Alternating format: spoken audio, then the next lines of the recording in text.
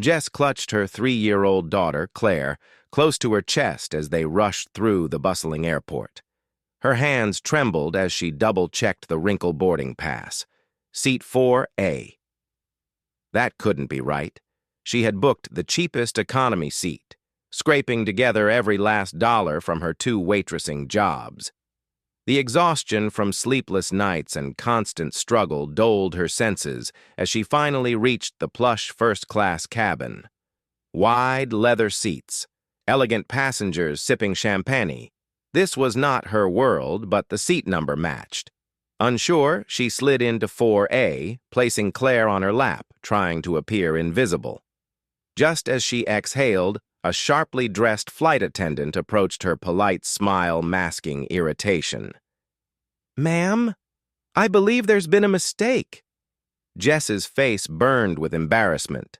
Of course, a glitch, a cruel mix-up. She scrambled to gather her things, mumbling apologies. But then, a deep, warm voice interrupted. "She's exactly where she needs to be."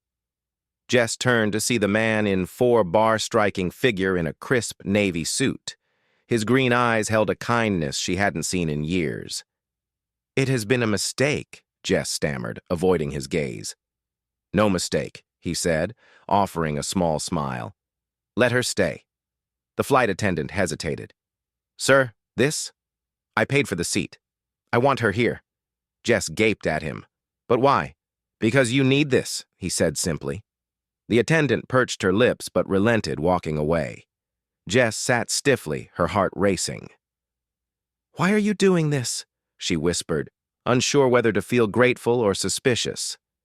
He chuckled. "Because once, a stranger did the same for me." Jess stirred in Claire's arms, her small fingers curling into the man's sleeve. He smiled at the child, his features softening. "My mother was a single mum too," he added. "She struggled every day. But one act of kindness changed everything for us." Jess felt a lump in her throat. She wanted to protest, to insist she didn't deserve this, but for the first time in years, she let herself lean into kindness. As the plane took off, Jess relaxed, holding Claire close, her heart swelling with something she had almost forgotten: hope, and for the first time in a long time, she believed that maybe, just maybe, better days were ahead.